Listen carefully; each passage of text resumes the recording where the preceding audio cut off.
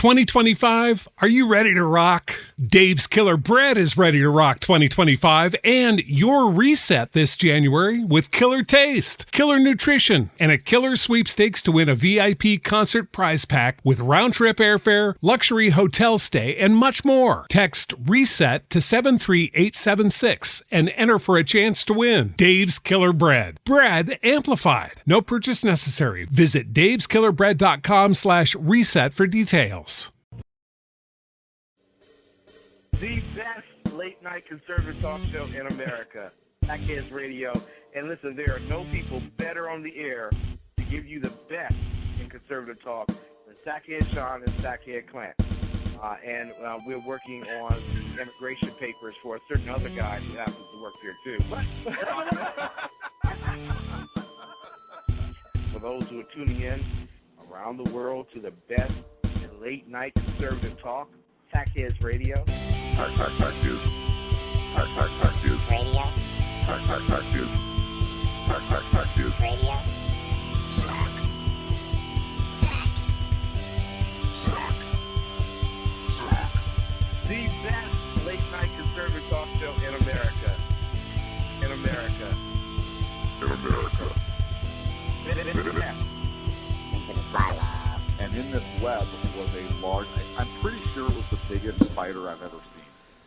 And welcome, ladies and gentlemen, to the Sackheads Radio Show on the 11th of March, 2015. Thank you so much for joining us this evening. Thank you so much to the exceptional one, Ken McClinton, for doing what he does every single night. Awesome job also today by the Evan Miller Report. Jason and Corey, you guys, as always, nailed it. Thursday, tomorrow being Thursday. And I actually had to check my calendar to double-check that. We do our show every Wednesday night, but I still had to verify that tomorrow was Thursday just in case, like, the Mayans took over the calendar or something.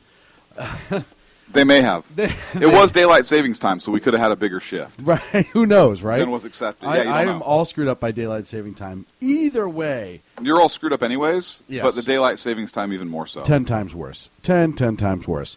Either way, tomorrow at 5 p.m. Pacific, 8 p.m. on the East, the Evan Miller Report has former Congresswoman Michelle Bachmann as their guest. You do not want to miss that show. It's going to be a great, great show, and we're looking forward to it. So much to talk about this evening. None of it we're going to get to. Mostly, No, we're going to talk baseball. Well, it's going to be time change in baseball for the next 2 hours. No, I'm just kidding. No, you're not. How was your week? Great. Yeah? Anything fun and exciting? No. Yeah, me neither. Had a cold. It was pretty horrible. I had a cold. I woke up last Thursday feeling lousy. So Yeah, you so and I thank you for both that. had a cold. And we weren't making out, just in case anybody think- listening or in the chat room But was who's curious. the common denominator that you and I sit in a room with? And he isn't here right now because he's late, as always. Sacco. And by the way, he better bring a tardy slip from his teacher. Or some beers Or some beers, one or the for other. us to drink. So I think Sacco is actually the reason that we got sick. You're right? Blame Sacco. Blame Sacco. That's what we do for everything. That's our new campaign. Blame Sacco. You guys want to free Sacco? We just want to blame him. And we do regularly. I miss him when he's not here. I do too. And The show starts off it's incomplete. it's not as fun. You're sitting across from me in the director's chair. I don't even know what Where I'm Sacco doing over belongs. here. Yeah, I'm opping as they say. And I'm in I'm Buzz. over here in personality corner all by myself. I got a funny email this week. You did? Yes. From a fan? No, and actually, I wanted to tell you about this on the air. From somebody who hated us? I don't know. No. So apparently, there's a company in China who's starting up a media company called SHR Media. That's the English translation.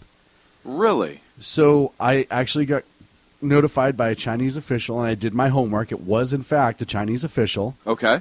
At their Department of State or whatever, saying, you guys own this web domain and this company. Did you give them permission to use any sort of likeness or anything And you like said that? no. And I didn't remember if we were drinking last week after the show and decided to have fun with people or what. So I just went with no, just to be safe. Right. But just proof that the Chinese are targeting us. No, absolutely. Yeah, I think that's... we are so influential that they want to steal that name So, in order to get people to listen to their propaganda as opposed to our propaganda. Right. And we make no bones about it. Like, we are an opinion-based show here to fill your head full of our propaganda. Right. And things that we deem to be important. Because we know better. We do. We're kind of like the Obama administration and the liberals in that sense. Yeah, well... Except for we can actually back up what we say, and people agree with us because they know we're right. And we have educated listeners. I won't repeat the curse word this early in the show because we like to save that for the 9 o'clock hour. But Mary says theirs stands for S-Head Radio. And that's possible, actually. S-Head. I don't... Manure. Yeah, I'm so pure that I don't even understand what the connotation would be. Like the driven snow. That's how pure I am. I don't appreciate you laughing at me right now. You know what? I couldn't help myself. You must have thought of something funny. I thought because of something that was not... Because you're not laughing at Oh, Lord, that no, remark I wouldn't do at that all. for you. At all. Ever.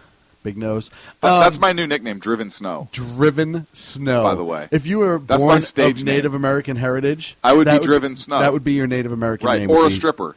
Oh, right. If I were a stripper, I would also be Driven Snow. Driven Snow. Either way, it works for you. Works out great. And I am a Ladies Native and gentlemen, American, coming by to the the main way. stage is Driven Snow. I saw that on a movie once. He's not that white. I don't get it. Why is he called Driven Snow? Oh. Oh, right. Ken's asking already how far and how much. I don't understand that because I've never been to a strip club. I have no idea. They charge money? I don't know. Oh. I don't know. Maybe Ken could educate us I thought it was a painting class. on that. You Well, know, you strip the paint off the walls. Right, and you paint Driven Snow. It's a scene. Ken, if you could write in, just kind of give us a brief description in the chat room, that would be awesome. Of what exactly you're referring to. Oh, see Congress. Okay. Okay. Well, that makes sense. Yeah. Did you see the Secret Service got drunk in a party and drove through the I White love House this fence? story. I love this story. So, it was what, a week ago or last week? It doesn't matter. So the fact that they did it is hilarious. Ken says it's paint by numbers, 10s and 20s. Ken, are you a weatherman? Can you make it rain? Make it rain, baby. Because if you can make it rain 10s and 20s, we may be able to work something out. Yeah, I was going to say, our relationship just got better. Mm-hmm. So, yeah, last week or a week and a half ago. March 4th. March 4th. And the Yes. story just came out today that a couple Secret Service agents coming back from a White House event One of which is a top member of President Obama's protective detail, reportedly. was, as they say, a little hammered, or where I Uh-huh. come from, shattered. Shattered. Dude, Hardy Fiber Cement Siding is proven to withstand water, pests, and fire better than wood-based siding. And it looks better while doing it. Hardy Siding has been chosen for 10 million homes and counting. See the proof at jameshardy.com. Now Taxes is 100% free when you file in the TurboTax app if you didn't file with us last year. Oh, yeah? Yeah, just do your own taxes in the app by 2/18. What if I have lots of forms? All good, all 100% free. What if I had 3 jobs? Still 100% free. What if I once saw Bigfoot? That has nothing to do with taxes, so still 100% free. Now that's what I'm talking about. Now this is taxes. See if you qualify in the TurboTax app. Excludes TurboTax Live, must start and file in app by 2/18. I was shattered. You have no idea how shattered I was last night. It was horrible. I woke up in the T station under a bench. There was some bum pushing me in the face. It was horrible. Anyhow, so they come home shattered. Okay. And I don't know what led up to it, but apparently they drove a government vehicle into the White House gate. With a witness that reported the car's overhead flashing lights being activated. And the agents, according to this story on FoxNews.com, showing their badges to get through a section of the grounds that had been closed off. So they're rolling around with their lights activated, their flashy thingies, and hanging their badges out the window.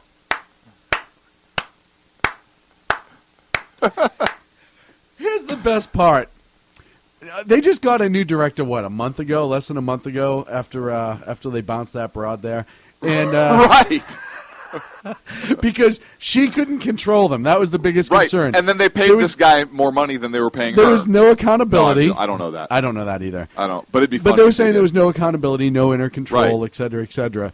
So there was a meeting at some point. There was a meeting between this guy and like everyone who works at the White House who's just like, guys, listen, just give me a couple months. Don't do anything stupid for a couple months. And they're all sitting around the table. You got it, boss. Yeah, hey, no worries, boss. What do you have to worry about us? It's not We're a big professionals. We're consummate professionals. We wouldn't dare do anything. No, we protect the president. Oh, there's a party Tuesday? Yeah, I think I'll go. Oh, no, I'm not going to drive my own car. No, it's a government car, just in case we get called like back to the White House for something bad. Right. Flash forward 4 hours. Woo! Coming through.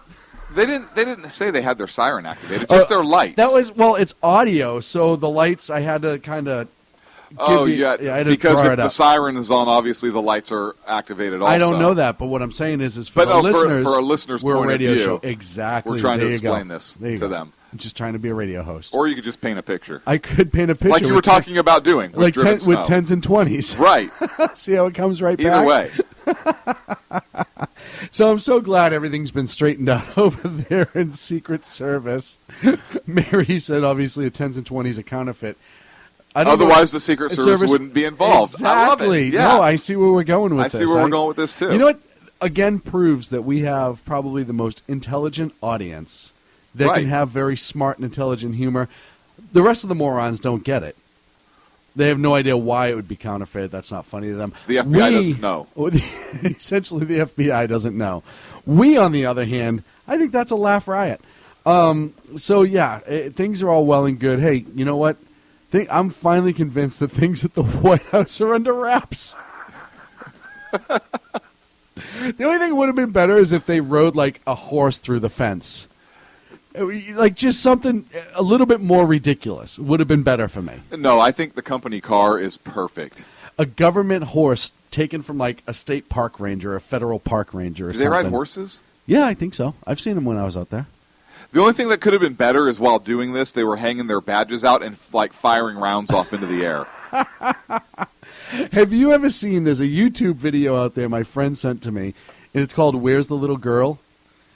And the guy, there's this guy in a little like Prius, and he's dunking like biscotti, and there's NPR in the background, and he gets pulled over by a cop, and he gets out of there's like 12 cops there with guns, and they're all, where's the little girl? And they're yelling at him, and he doesn't know, and you can tell he doesn't know. He's getting upset. Yeah, he's like, I don't know what you're talking about. And they're, where is he? And so she. So finally, like, one cop walks up, puts his gun right in his face. He's like, where's the little girl? And the guy starts crying. I don't know. As soon as the tear rolls down his face, he points to the guy. He's like, there's the little girl. And they all start laughing, jump in the car, and driving away, shooting their guns. It is the most silly video. And they're probably based on Secret Service reenactments, is what I'm guessing. Right. That was a Secret Service training. Right. They took it real. How to deal with abductions. Like somebody showed that in the academy, and they thought it was an actual training video. Oh, man. Oh, thank God they're the line. Right. Now this makes me more concerned that Biden is just a heartbeat away. You know, it used to be funny, but now I have actual concern. And I'm not saying these guys can't do their jobs. So here's the thing. If Biden is a heartbeat away, let's not even go there because I don't want to think about that. But let's talk about this. What if Biden wins the nomination and then wins the presidency? He's going to be in the car with them crashing through the gate. Yes. I dare Joe Biden to go on a ride-along with Secret Service. Ride-along. Get hammered. Done. And do donuts on the White House lawn while hanging badges out the window and shooting the gun off in the air.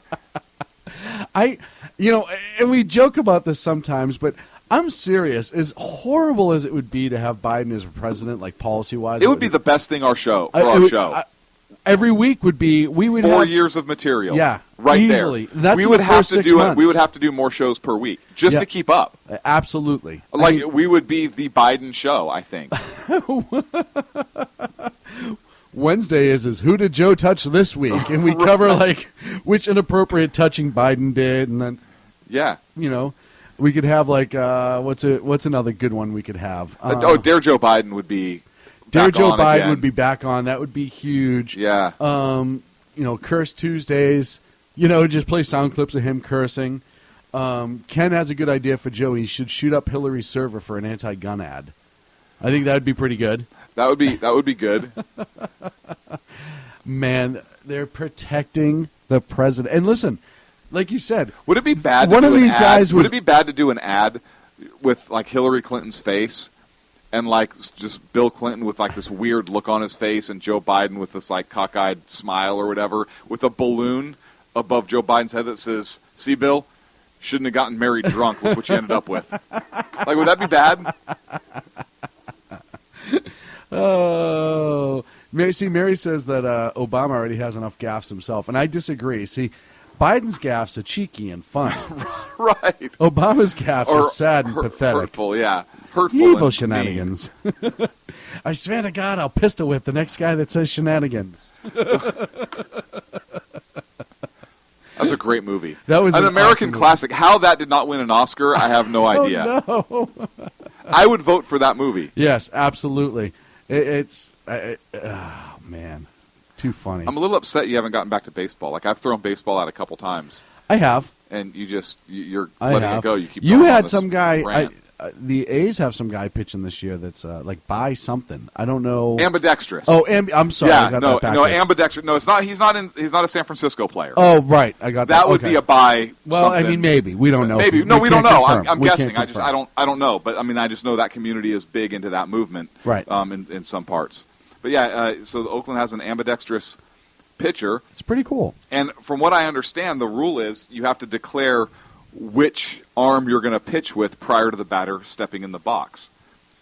What a great way to screw with a team. Yeah, you really want to mess with everyone because anyone who knows baseball players knows that it's all about routine and rhythm, and a lot of them are very superstitious. They do the exact same things repeatedly. So for him to go out there and just before they step in the box declare that he's left-handed or right-handed or whichever way he feels like going that night or that pitch or that at bat it is pretty comical. I'm also looking forward. Will Ferrell, who's a pretty funny guy in my opinion, is doing something tomorrow with HBO and his website Funny or Die, where he's going to be at 9. Yeah, he's going to be at 9 spring training games, and they're inning by inning. He's going to go to the next one, and he's going to play a different position during that game. Yes. And they haven't released exactly why yet, but I'm kind of looking forward to that. I like Will Ferrell. He's just enough of a screwball for me. And he's playing for Oakland tomorrow. He's playing for Oakland tomorrow. And I think that he's a generally funny guy, and he loves sports. He's actually a huge sports fanatic, so it's going to be fun to see what that's all about. But I'm excited. And this pitcher's glove is bizarre. Like if you go online and just do a search for Oakland Athletics ambidextrous pitcher glove and do it, it's bizarre. But it's a glove that he can take off and put on either arm, or either hand. Yeah. Yeah, no, he. If you look at it, it almost looks archaic, but it's kind of cool at the same time. It's got 6 fingers, and it's almost like the Princess Bride. Right. He had 6 fingers on his right hand. The 6-fingered man. Somebody was looking for you. Pat Venditte is his name, and he came up. He was AAA last year, but he came up through the Yankees organization. Right. Then he got smart and got out. Then he got smart, and Oakland picked him up, and so now you can actually like him. Did you see A-Fraud's back in spring training? No. Yeah. Yeah, so it's going to be interesting. I'm already voting that he's going to be a sub-250 batter and end up on the bench by the end of the season. I think that's exactly where he's going to go with that. Really? Yep, absolutely. So it'll be – hear me now. I'm You're such a calling it now. naysayer. I am such a naysayer. I naysay constantly. And I don't understand why. It's baseball. See, what are we, 3 weeks away from opening day? Yeah, I'm excited. Now, Oakland does play Boston on a Wednesday night, so we may not have a show that night. We may be broadcasting live, slightly intoxicated from the Oakland. How Coliseum, awesome from would that Oco. be? Yeah. That might be pretty awesome. We might need to or open pathetic. I don't know. We might need to open talks. Yeah. It'll be fun. I'm very, very excited for it. Hockey playoffs right around the corner for those of us who are hockey fans. Very excited about that. Mm-hmm. Basketball still plays occasionally, so that's cool. Not really.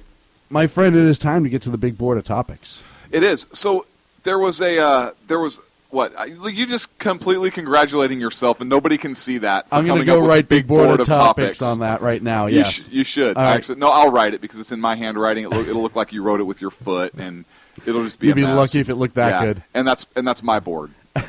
That's like the one board I have. Like, you guys have soundboards and everything else, and I just talk into this, like, scrunchy microphone thingy, put a headset on, and I have a board. Don't take that away from me.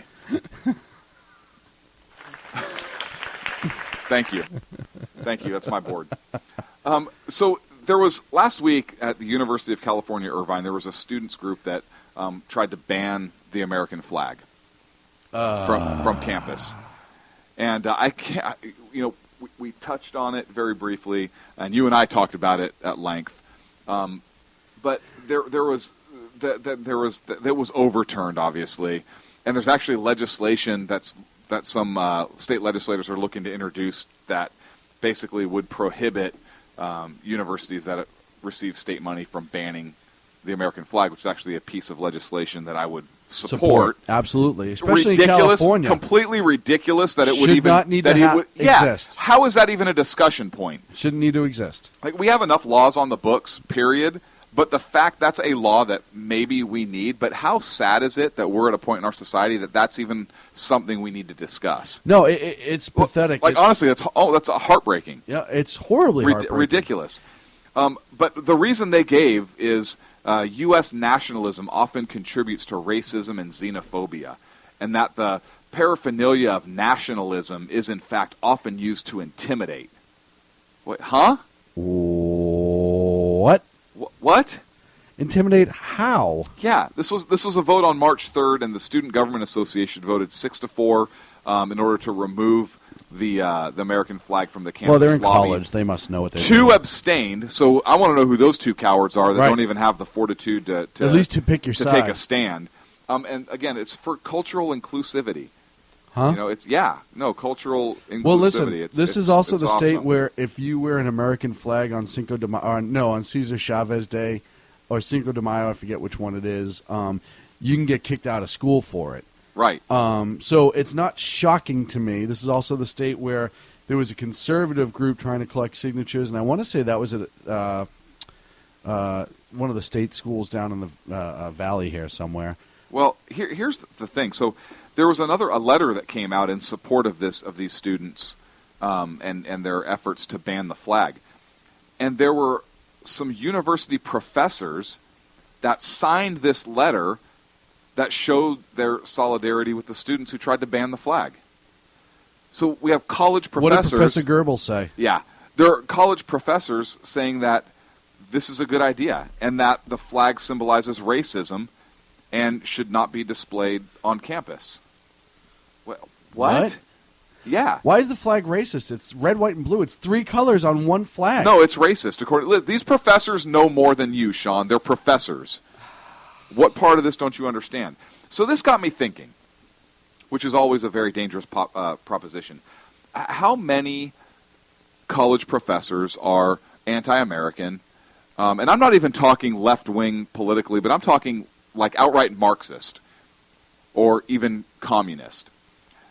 And what are the kind of some of the ramifications of that? And I found a study, and the study is from April of 2012, and it was prepared by the National Association of Scholars, called "The Corrupting Effect of Political Activism in the University of California." And what was interesting about it is this was a report that was prepared for the regents of the University of California by the California Association of Scholars. And you can pull the report up online. It's very interesting. I recommend it. But what this report showed is that there are several professors, and it goes through the specific breakdown of the extremists and the kind of the breakdown of the left-leaning versus right-leaning professors, and actually gives percentages. But what this one report found, and it's on page 28 as you're looking at it, is that 25% of sociology professors in the social science degrees, they self-identify as Marxist. I'm sorry, how many? 25% self-identify as Marxist.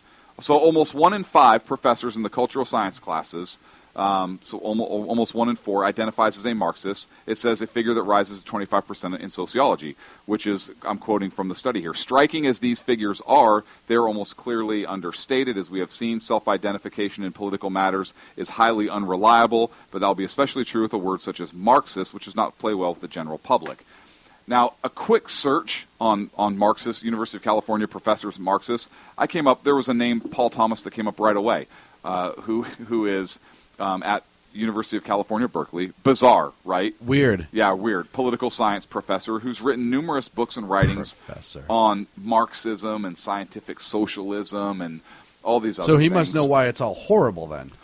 I would assume. Okay, good. Yeah, I would assume. I don't know. I haven't talked to the man, but his writings are interested. But it's just a brief search, and literally that quick you come up with a name.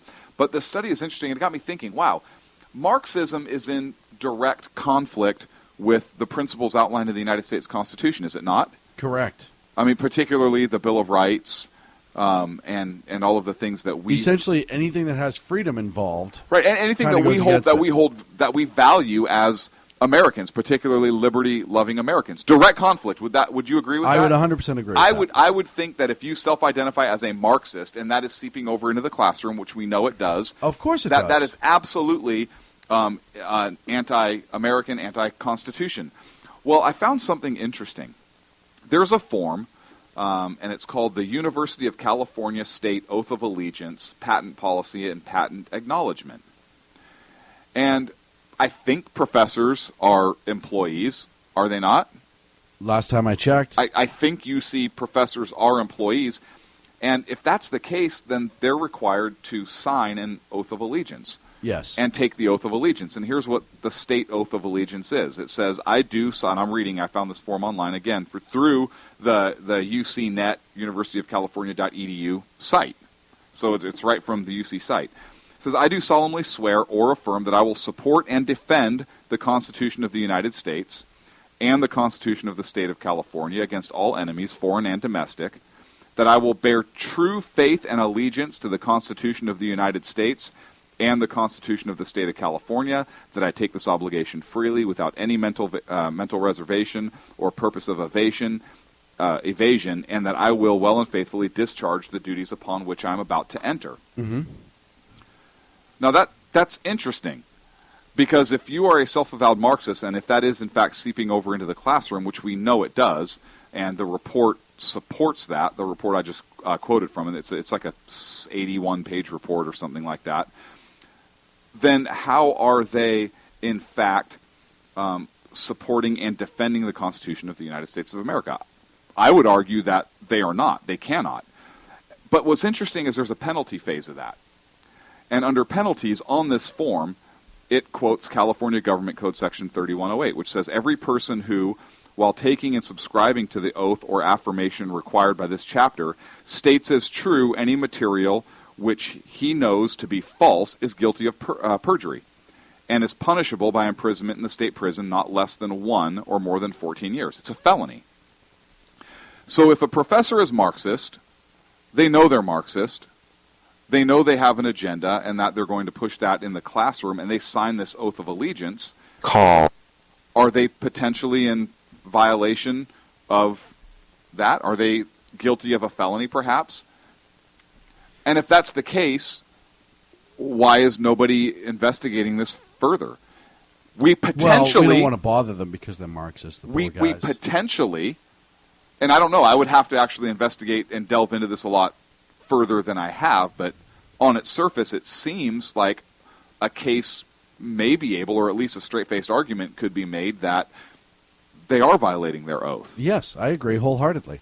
Right? I think at least from the information that you've just provided, I think you're 100% correct. I think that case could be made, or easily. at least looked at, and perhaps there's some weird exception or something in there that allows them to be Marxist. When it comes to the now we're just talking strictly on this one issue, and I know this segment's almost up. We have a minute 50 left, but we're not even touching on the social ramifications that are involved in this. For example, in that report, it also talks about how most college graduates can't even answer basic questions about United States history or world history. Right. Most of them couldn't pass a citizenship test. Right. So we're not even talking about the ramifications about what that means for our country, larger scale, in terms of the group of students that are being brought up and indoctrinated into this ridiculous philosophy, right? Or this particular philosophy. We're simply talking about the fact that these professors operate and infuse their Marxist diatribe in some of these classes to the students. Meanwhile, they're required, I believe, if they are in fact employees of the University of California, they're required, I believe, to sign this oath of allegiance and to take this oath of allegiance. I have the new pep song for UC Irvine. Again, I don't know. I could be wrong. The professors may be exempt from this. I couldn't find anything saying that. Why they should were. they be exempt though? Why? They At any shouldn't point, be. why? So I think that They shouldn't be. But if they're not exempt, then I think somebody should look into this. Now, I'm sure Kamala Harris will be all over this. Oh, goodness, I'm yeah. sure an investigation or at least a probe will be. Dude, she's looked the at. Attorney General. When was the last time the Attorney General just looked the other way on certain things? Right now, I can't think. Well, name one Attorney General that looked. Holder. Okay, well, that was an easy one though. I mean, you cheated. How did I cheat? I'm You just asked a saying question. you I cheated. answered No, that no, no. question. You used Google or something. I know you did. I have the new rally song for UC Irvine. Go. I knew it. Go get him, Irvine. I wonder if there are bread lines in the cafeteria at UC Irvine. Not yet. Not yet, but there may be. That may be coming. That may be coming next. You want to live like a socialist Marxist? Let's do it. Right. Right. Most of you is already getting free school anyhow, right? Unfreaking believable. We're up against a break. When we come back, we're going to talk about this whole Clinton email debacle. Yeah, this is an interesting one. You can't hold get on. into it right now. Oh, there you go. Yeah. And we're going to talk about it in 3 here on the Sackheads Radio Show live on the SHR Media Network. The Volga Boatman.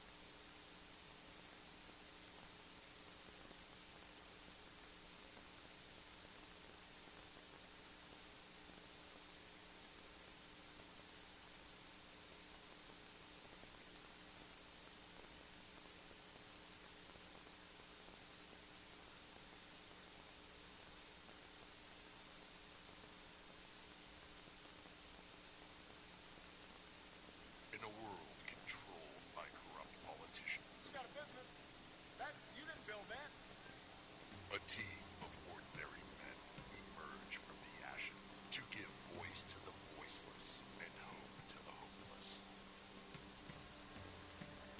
Sackhead Sean. Dude, I'm not saying capitalist. Sackhead Clint. All good friends of ours usually show up drunk. Also starring Socko as the producer.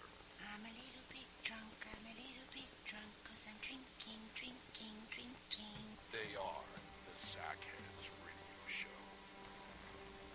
Every Wednesday at 8 p.m. Pacific on SHRmedia.com.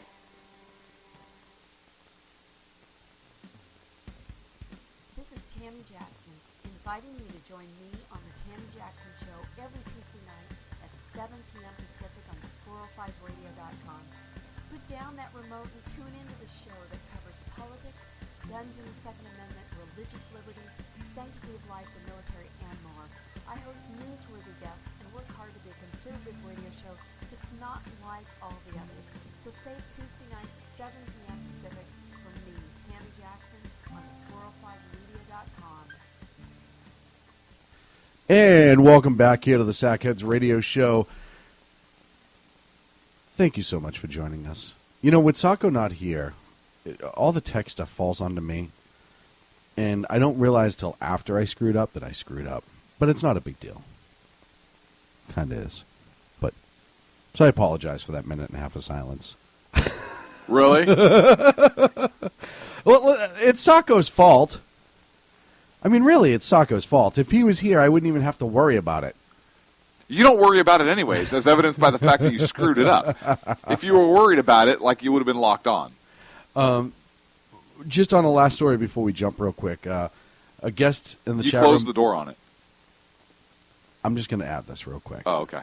So open the door again. It goes back to your... I don't have an open door. It's closed, but in reverse. Play backwards. Nope, I can't. It says too much like the Beatles. Okay. Okay, so the door's open now. Okay, real quick, I'll open it. Investigator, who is a guest in the chat room, says, by the way, in 2008, California State University East Bay fired Marianne Brown, who is, by religion, a Quaker, for refusing to take her oath without inserting a reservation that her defense of state and country would be done non-violently. So there's a precedent set on the oath, and it'd be interesting to see if they follow through on that. All right, let me do this.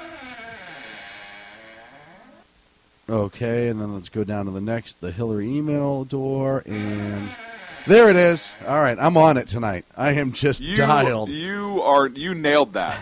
All 5 times, or however many times it was. We all have work email here, right? Yeah. And we use that work email fairly regularly between the three of us. Right, yeah, for work. For work. For show stuff, anything to do with the network, the show, whatsoever, we go back and forth and Correct. use it. We actually prefer to use it.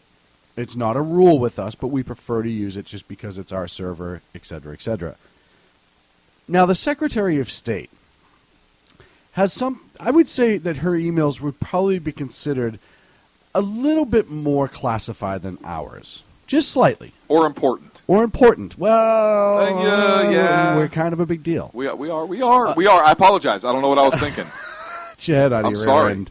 Anyhow, so either way, you would think that if she's going to email things about what's going on with the Department of State and our country and secrets and all that other stuff. No, yeah, she would obviously use the .gov address. Right, because you would think that they would have very, very high security standards, filtering systems, et cetera, et cetera, et cetera, et cetera. Right.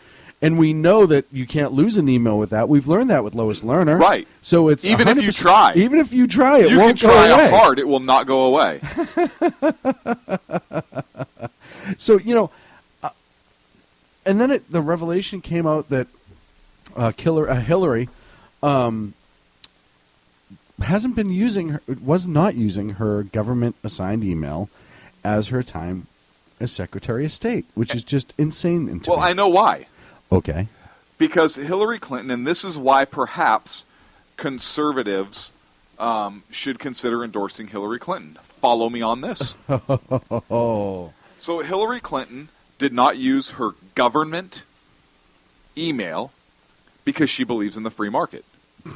She understands that the private sector could do it better, probably safer, and be more cost-effective than at taxpayer expense, and have some government-run server, some government hack in there, just willy-nilly all in the email system, and doing their thing when she could use a private entity, whether herself or her organization or a third party, to maintain that server, in order to expand the free market, give Are jobs, you saying this with a straight face and right now? keep government out of the way. Why are conservatives having such a hard time with Because this? she is government. Don't use this people have a right to know garbage on me. You're having a completely different argument than I'm having right now. You can't have a people have a right to know argument when I'm having a free market argument. The two are clearly in conflict. So she is having a conservative side to this whole ordeal. People just fail to recognize it. Instead of embracing that. Or she wants to be able to say things that won't pop flags on the government server. It's one or the other. It's one or the other. I don't know which one it is. But without being in her head, we can't rule out the free market idea. Listen, I can, and I will. I will absolutely, and just forget it. I'm ruling that out. Back in 2009, a rule was set in place that all government officials will use their government-assigned email for government business based on their assignment, which is weird because it was passed. Well, who's in the White House in 2009? 2009? Yeah. Hang on. Da, da, da, da, da, da, Guess who just came in and then ran back out the door when we... Wow. Sackhead Sacco. 40 minutes into the show, In the house. Sacco makes his appearance. Woo!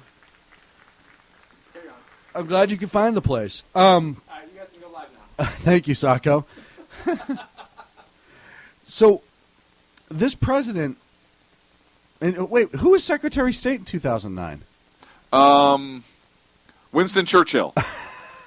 Good call. Thanks. And it was President Obama. So either way, it's kind of weird. So she chose not to do it. The president, by the way, and I'm going to get to her.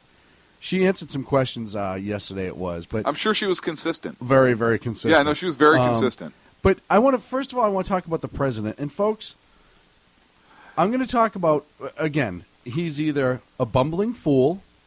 Nope. Completely connected to what he wants to accomplish and Yep. only does things that suits him. I'm going to go with that one. Or just the most narcissistic and out of touch. I'm going to go with that one, too. So it can't be 2 and 3. It could be 2 or 3. 2 and 3 together, Why he's not? not out of touch. He knows exactly what's going on. He is. But he is narcissistic. But he wanted to weigh in, and this was on ABC, and he wanted to weigh in on the emails.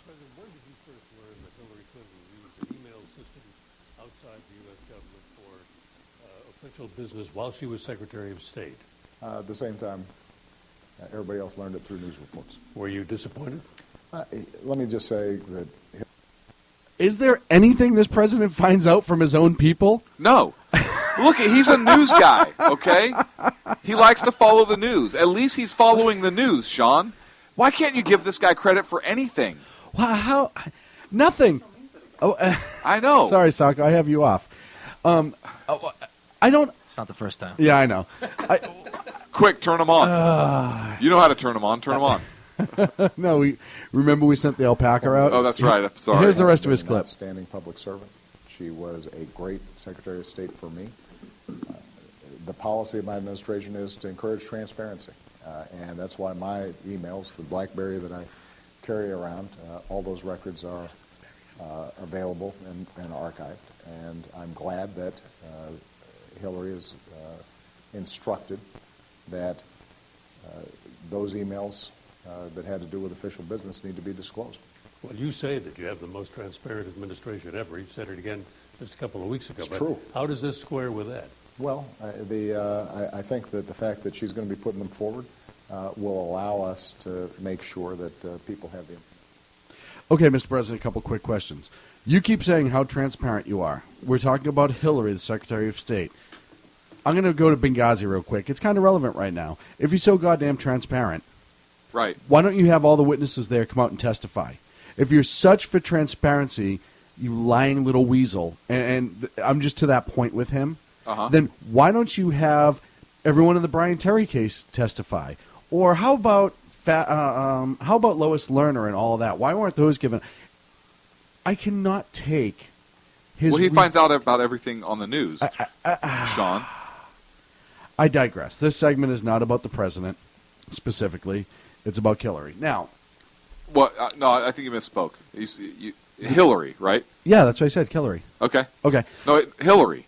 That's what I said. There's no K Hillary. in front of it. Oh, how do you Hillary. pronounce it? No, yeah, no. The It's H does Hillary. not sounded like a. Yeah, it's not German. Hill. There you go. Gotcha. Hillary. So Hillary was using her private server that only she has access to for her emails. Private sector. Private sector. And I'm going to go out on a limb here and say that this is so she can email all sorts of bad things without it popping up on a government server, because it would not be subject to the Freedom of Information Act, which You don't we say. found out. Well- Exactly. We found out it's not subject to the Freedom of Information Act. And now the AP is suing the State Department to have everything on that server released. Now, my first hope is that there's no nudes, no selfie nudes of her. I don't want to see her do a Anthony Weiner. I'm sure that's not the case. What about if she did another kind of wiener? my No, family name. right? John, yeah, or like David John Weiner, or Dave right, Weiner. one of the or- cousins. Yeah, No, I something. got you. Come on, Sacco. I don't know. Sacco, get your head out of the gutter. Come on. Dude, you can't punch that desk, Sacco. Yeah. Okay, no more. Dirty Second of mind, all Sacco. is, and listen, we've lived with the Clintons now since the 90s. In one way, shape, or form, they have been out in our lives since the 90s. We know that she is, and if you read a lot of stories out there, they're political assassins. They are completely tactical in how they approach things and tear people down and build people up, and it's all out there. You know as well as I do that she wanted to be able to keep all of that stuff away from the public eye because she planned on running for president. Of course. So she, including stuff that she wrote in the State Department, I guarantee you there's negative things about the president on that server. I guarantee it. I guarantee you that there are things that she wrote on there that if it was released to the general public, the ones that support her would be shocked and awed that what a vile human being she is. And it doesn't take a lot to people who worked around her that have written, she is a vile and mean human being. Now, worry about number 3, if you will, in all of this, the criminal charges. She's in direct violation of that Act of 2009. We have General Petraeus, as we talked about last week, who is essentially being prosecuted for almost the exact same thing. Inappropriate handling of classified documents, which he took a deal on. Right. And he pled guilty. I would submit that based on that, and it's on the same standard, that she should be prosecuted for that exact same crime.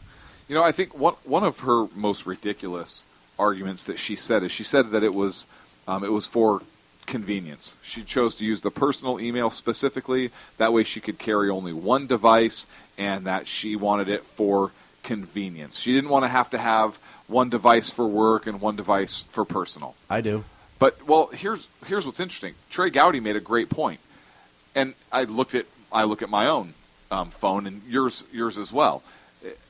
We have 2 different emails linked up on one device. Each one of us on our devices have our SHR email and a secondary email as well. So if it's really for convenience, why didn't she just link up her .gov email and her phone personal now email becomes subject to freedom of You mean to tell me she information. wouldn't have a government phone, a BlackBerry? The president has a BlackBerry. I'm pretty sure the Secretary of State has a BlackBerry or some other government official. Right, but now if her personal emails, and now this is a woman who is trying to get elected, et cetera, et cetera. Yeah, but if just on the device, I don't think they would get those personal I think emails. that you could actually submit that the Freedom of Information Act may apply. Because why does she have, because I'm sure there's something that you're not allowed to use, personal emails on a government phone. Okay. Set up I don't know that. Do you know that? I bet you if you deal with I would almost bet money, because I think I've read it before. If your phone or content deals with classified information, you have to use a government approved phone, because you know they wipe it and all that other stuff. Okay, but my point is she could still access her personal email account through Or that. she could just carry 2 phones, like a human being who has a job that requires her to carry 2 phones. But if she didn't want to, she could But set up. nobody put a gun to her head and said, "You're going to be Secretary of State." Right. But she could set up 2 accounts on one She phone. could set up 2,000 accounts. Yes. But she's the damn Secretary of State, and the job requires you to have a government BlackBerry and a government ID. Or email. I'm sure an ID, too. I was right. Right. Oh, you were right. Stop arguing with me about the ID thing, would you? I'm sorry. It slipped my mind for a moment. I don't know what I was thinking. Why would she have an ID? Everybody knows who she is. But she voluntarily became Secretary of State. That's part of the position. She was forced into it. She was. She was forced into it. She was forced because if she wasn't, she would have been irrelevant and not been able to run. But, okay, so politically she was forced into it. Reality was she still could have said no. I'm just saying. I don't think. And listen, if she opted out because she had to work around Joe, I totally get that too. But you can't tell me that she knows for a fact that all of those emails should have been on a government Of email course she knew system. because she issued a directive requiring her employees to use the government email system. She did. And the other issue with this is she is dictating which emails to disclose. Oh, yeah, I'm going to turn over everything. How do we know? Right. How do we know you turned over everything? How do we know you didn't delete certain things? Right. How do we know that you didn't accidentally use or accidentally include somebody in your mailing list into one of the CCs that wasn't part of the government or wasn't part of the classified circle? We have to now know if any government secrets were accidentally omitted to any person in your contacts list. I've sent texts to the wrong people. Have you ever done that? Or emails? Yeah. You know, where you, especially autofill on, you know, if you use any sort of email system, it autofills. Okay, first of all, look at me. Do I look like somebody that emails a lot? I'm not going to, I was talking to the people in general. Or not text you. a lot? Not you. Or, okay. Your computer has one big button in the middle you can punch. Right, and it does whatever my mind says it to do because Sacco rigged it like that for me. Right, and as Ag says, accidentally hits a reply all. Ken says his Obama phone has 2 accounts on it. Shaquita at Does Ken have a BlackBerry? welfareoffice.com and Reggie Love at obama.gov. So okay. I don't know. I guess it's possible. But and then my last question, it kind of goes back to the president on this one. You've emailed her, right? You must have, as president, sent an email to the Secretary of State. Maybe, but he really didn't pay attention, right? But at some point, you have to kind of... I always kind of glance when I'm sending emails back through to make sure that I've included information, CC the right people, etc. And if everyone else's little name ends in .gov and hers ends at clinton.com, doesn't that seem... You think that would raise a flag? Now, listen, I'm sure it's a Microsoft Word computer, and he's used to using his BlackBerry, so he doesn't quite know how it works, etc., etc. But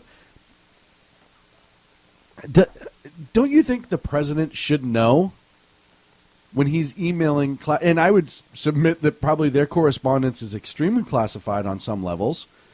That he's and why didn't the IT department at the White House start flagging it, saying, "Hey, you're sending this to an outside email address that's not within our security system.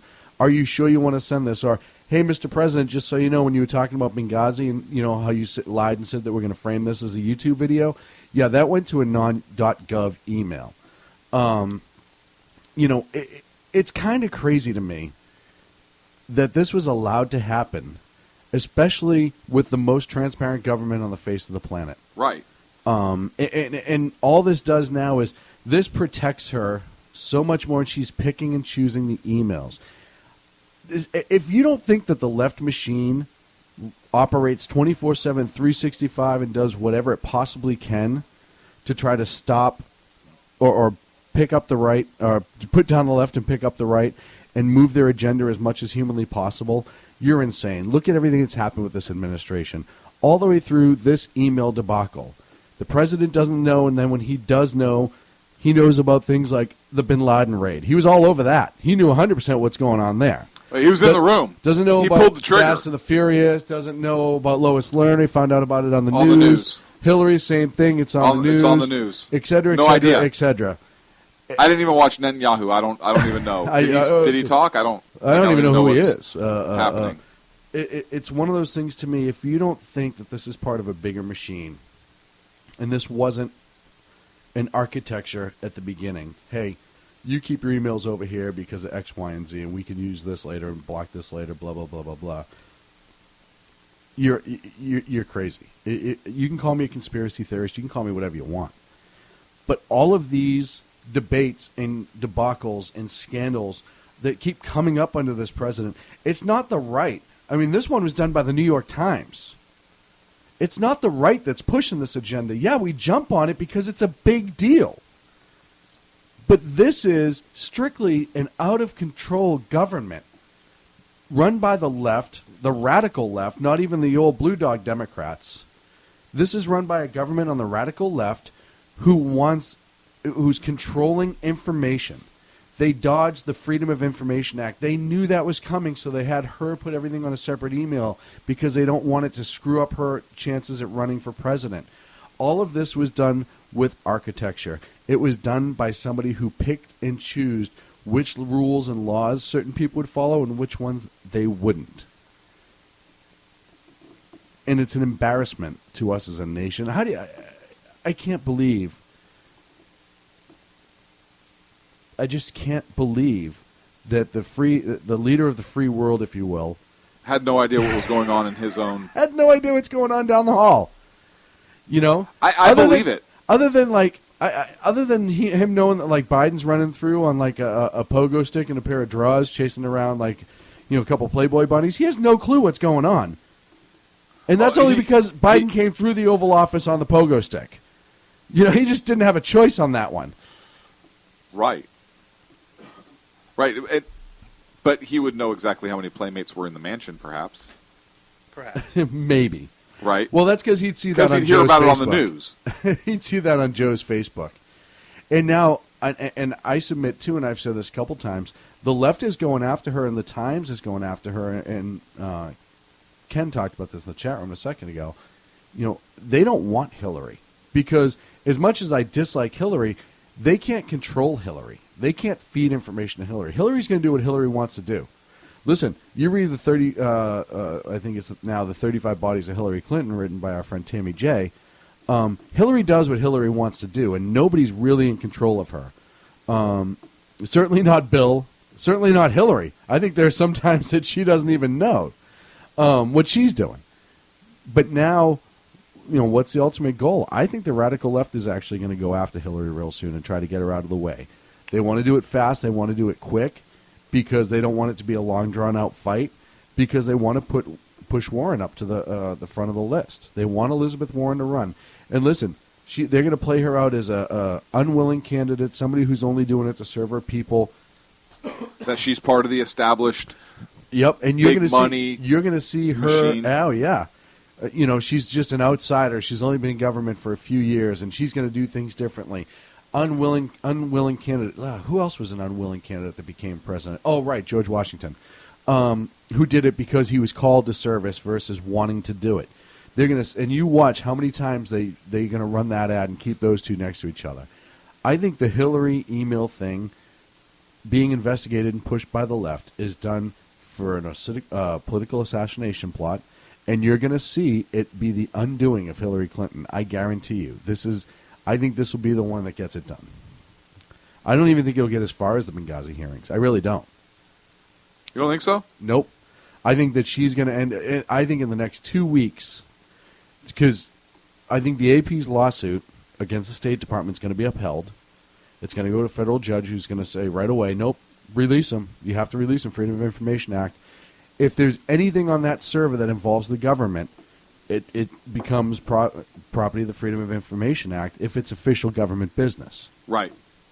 And I think it's all going to get released, and you're going to see things in her email that is just going to destroy her character.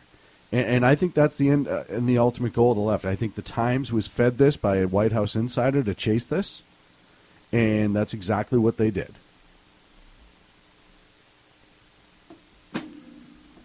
Well done, sir. Thank you. Yeah, you're welcome. You think charges will be filed? I think charges will be filed. Against Hillary? Against Hillary. So will it be politically motivated? Will Yes. charges be filed because they deserve to be filed? Or will charges be filed because they want her out of the way for Warren? Both. I think it should be filed. I think it'll legally be able to be filed. I think they'll use the same precedents as Petraeus. Investigator in the chat room saying that she's already deleted those emails. I guarantee you, as we They can learned with recover. Lois Lerner, I don't care what she does to it, they're going to be recovered at some point. I'll tell you right now, I think you're going to see a fast unravel of Hillary Clinton's campaign. I really do. She'll hang in there, but they're going to sour her to her own voters to push her towards Elizabeth Warren. There's no doubt that the left is going to want Elizabeth Warren to run. I'm really curious to see if Hillary can survive this, politically speaking. I don't know if she can. The Clintons are political survivors. They are, and there are people out there defending them. Lanny on Davis. This. Yeah. Lanny Davis on Fox this past weekend. Oh, she didn't do anything illegal. And I forget who the Fox News anchor was. I think it was, it doesn't matter. Megyn Kelly? No, it was Chris the weekend. I can't even think of his name right now.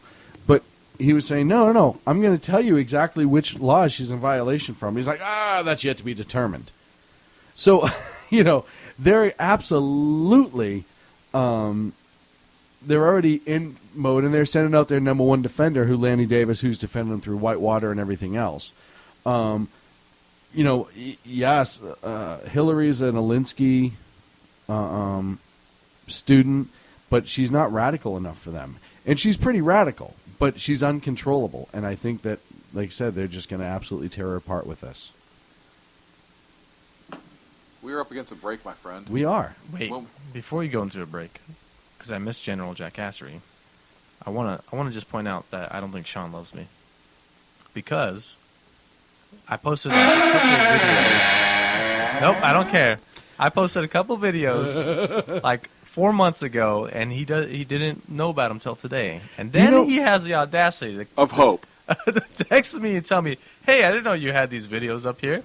How come you never told me?" Hey, you know what's funny? Did you know Sacco starred in a web series? No.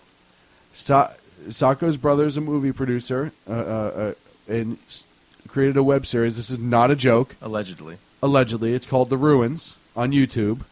And Sacco is the lead. Did you know about this? No. I didn't know about Both this. of you guys. Right? We're not friends anymore. Hang on a second. Do I do anything online? Anything. Really? I expect you guys to. Do I check any? Why would I go to YouTube and check The Clint, Ruins? I don't hold that against you. Thank Sean, you. I do. Thank you. Dude, are Sean, you you kidding should me? know better. You are a technological savant. Idiot. Well, idiot. Okay. You got a business. You didn't build that. A team of ordinary men emerge from the ashes to give voice to the voiceless and hope to the hopeless. Sackhead Sean. Dude, I'm not saying cow for the stupid pro. Sackhead Clint. All good friends of ours usually show up drunk. Also starring Sacco as the producer. I'm a little bit drunk, 'cause I'm drinking.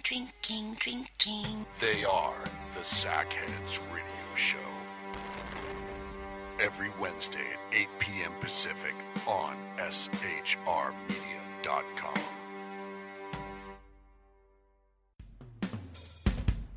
This is Tammy Jackson, inviting you to join me on the Tammy Jackson Show every Tuesday night at 7 p.m. Pacific on the 405radio.com.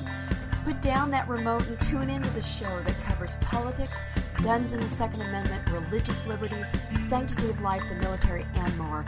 I host newsworthy guests and work hard to be a conservative radio show that's not like all the others. So save Tuesday nights at 7 p.m. Pacific for me, Tammy Jackson, on the 405media.com. Who listens to the Andrea Kaye Show? Let's find out as we eavesdrop on listener Roger Johnson in Encinitas. You know, if our policy is going to be bring any child who comes across the border and says coordination, we have to take them in. Okay, so apparently Roger fell asleep in the middle of my brilliant political tirade, and now he plans to sue me because I put him on the air, sleeping. Obviously, he's a liberal. Snoring, not an option while listening to The Andrea Kaye Show, Tuesday mornings at 11 on Financial News and Talk. You know I'm right. Y'all know I'm right. Hello, I'm Matt, a student at Hillsdale College. Here is Hillsdale President Larry Arnn on the continuing relevance of the Constitution. Many argue today that the Constitution is outdated because it addresses problems peculiar to the 18th century. Some parts of the Constitution do read rather quaintly. Consider the injunction against titles of nobility in Article 1, Section 9 of the Constitution. But is that so outdated? The purpose of the injunction is to prevent the government granting special privileges to some for partisan reasons. This strikes at the heart of the rule of law. The crony capitalism so common today is a place where the government bestows favors and tax dollars on some businesses to give them a leg up over others. This is exactly the kind of thing the Constitution was meant to prohibit. The Constitution is not so outdated after all. This Constitution Minute was brought to you by Hillsdale College. To join the national conversation on the Constitution, go to constitutionminute.com.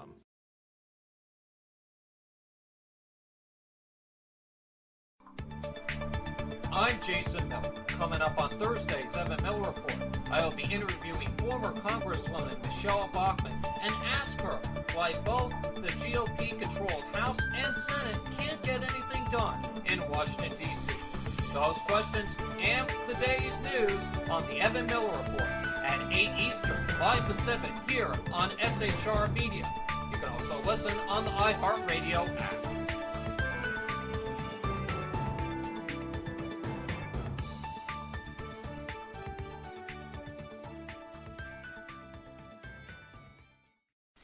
And we're back here on the Sackheads Radio Show. Thank you so much for joining us on the second hour of the amazing show that is the Sackheads Radio Show, internationally acclaimed, because I got an email by a guy in Finland one time that said he likes the show.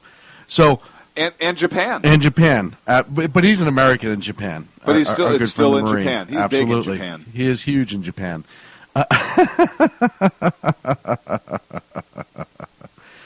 Oh, man. So, GOP letter to Iran. That's an interesting switch, huh? No. What do you mean, no? I mean, no. It's not interesting at all. So yeah, the GOP sent an email to, or not an email. They sent a letter to Iran, basically saying, yeah, hey, any agreement that you come up with, it's really not going to be any good because it can be changed at any time. Really? In essence. I wish that was the exact, I don't know. I wish that was the exact wording, actually. I think that would be awesome. I don't know if it's like a slap at the Obama administration, or if it's really an educational outreach to the government of Iran. Nor do I care. Right. Either way, it's great. There were 47 senators that signed this letter, and basically it says, hey, any nuclear deal that is made requires congressional approval. Mm-hmm. And, hey, basically, we hope, they close it by saying, we hope this letter enriches your knowledge of our constitutional system. Well, they don't have one. Mutual understanding. They have zero understanding of, and they don't. Our Constitution. They essentially, they're ruled in a hierarchy. So, we have Valerie Jarrett. They have what's the Supreme Leader's their name there, and then they have a fake president. We kind of have a fake president. So I guess they do understand our form of government a lot better than we give them credit for. But listen, I think it's funny that they write this letter because obviously this letter was more to our president than it was to Iran. Like, Iran could care less about it. But it really goes to show you how much the president dislikes Congress and the fact that he has to play by the rules. He doesn't understand separation of powers. He doesn't understand his authority and where it ends. He keeps pushing a nuclear deal that everybody in the free world is saying is a horrible idea. Mm-hmm. Everybody. It's not just Netanyahu. Mm-hmm. Have you read the letter? I haven't read it in full. So it's basically dated March 9th. It's called an open letter to the leaders of the Islamic Republic of Iran. It's very easy, and all it does is it literally lays out the legal requirements for ratification of a treaty. Oh. That's all it does. It's like 4 paragraphs. They should teach that in our country. They should, which is probably why people are freaking out. I'll read it. It's an open letter to the leaders of the Islamic Republic of Iran. It has come to our attention while observing your nuclear negotiations with our government that you may not fully understand our constitutional system. Thus, we are writing to bring to your attention 2 features of our Constitution: the power to make binding international agreements and the different character of federal offices, which you should seriously consider as negotiations progress. And then it proceeds to educate the people about our system of government. First, under our Constitution, while the President negotiates international agreements, Congress plays the significant role of ratifying them. In the case of a treaty, the Senate must ratify it by 2/3 vote. A so-called congressional executive agreement requires a majority vote in both the House and the Senate, which, because of procedural rules, effectively means 3/5 vote in the Senate. Anything not approved by Congress is a mere executive agreement. It says, second, the offices of our Constitution have different characteristics. For example, the President may serve only 2 4-year terms, whereas senators may serve an unlimited number of 6-year terms. We should change that. That's my note, not theirs. As applied today, for instance, President Obama would leave office January 2017, while most of us will remain in office well beyond then, perhaps decades. Again, we should change that. What these 2 constitutional provisions mean is that we will consider any agreement regarding your nuclear weapons program that is not approved by the Congress as nothing more than an executive agreement between President Obama and Ayatollah Khamenei.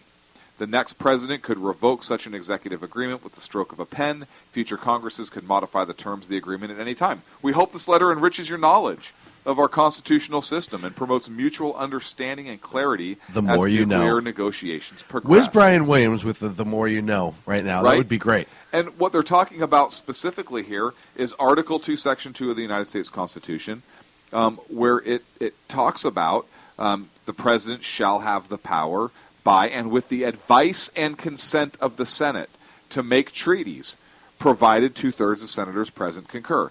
So he not only has the power to do it, but it says by and with the advice and consent of the Senate.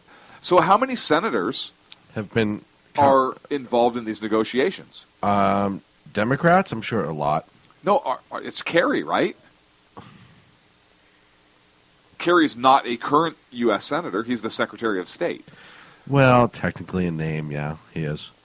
Are they getting advice on this from certain senators? Perhaps they are, but are they getting it from... Are they seeking it or are they getting it? Because sometimes that's very different. But either way, right? Are they getting it from the Senate in an official capacity or for individual senators? Right. Because the Constitution seems clear. It says with the advice and consent of the Senate, not individual senators, but the Senate as a body. Because then it goes on, provided 2/3 of the senators present concur. So talking about specific senators in that case. So has the president gone before the Senate to solicit advice from that body of government? I don't think so. No, I would say no. And the next question is this agreement, they keep calling it an agreement, but would it be a treaty? Yes. Or is it just an agreement? Well, let's look at the definition of treaty. Because this administration still says we're reaching an agreement. Right? They won't say treaty, but they say agreement. Well, here's how dictionary.com defines treaty. It says a formal agreement, there's that word. A formal agreement between 2 or more states in reference to peace, alliance, commerce, or other international relations. 2, the formal document embodying such an international agreement.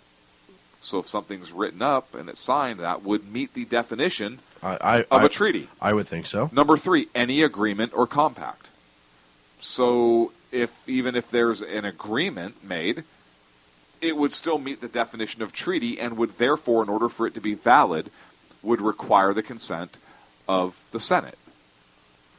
It seems pretty straightforward. Now, I'm not some big Harvard law school graduate, professor, attorney type guy, right? I'm just a simple radio guy. Attorney type guy.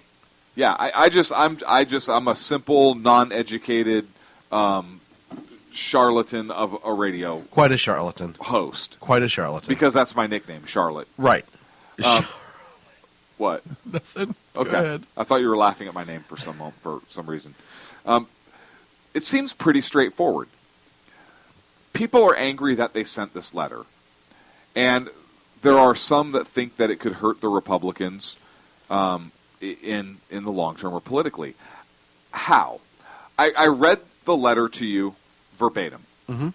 It's very straightforward. Mm-hmm. It's an open letter. Mm-hmm. It's not.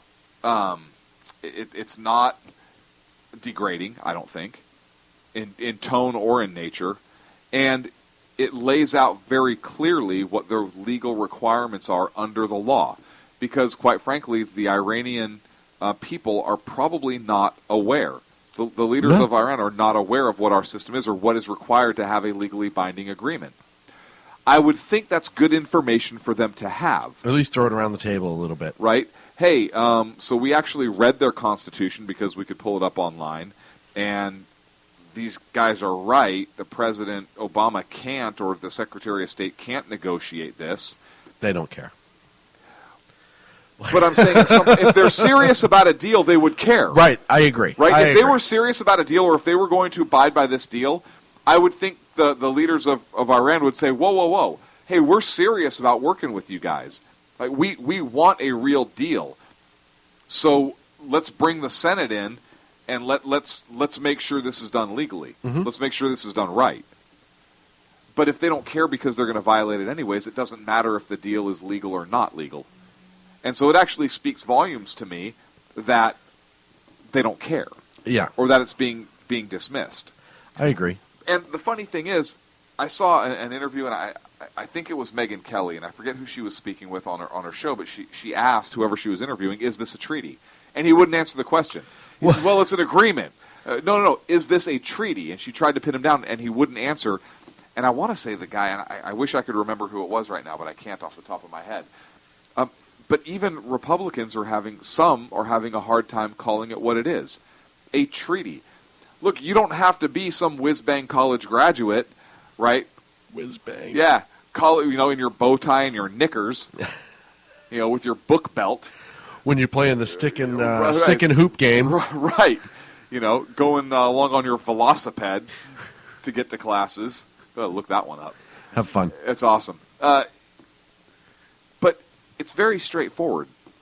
It's not difficult to see this, and how this administration could, with a straight face, believe that they could enter into an agreement with a foreign country and have it be valid as a binding treaty just shows the arrogance. They don't care either. They don't care, and that's my point. It's lawless.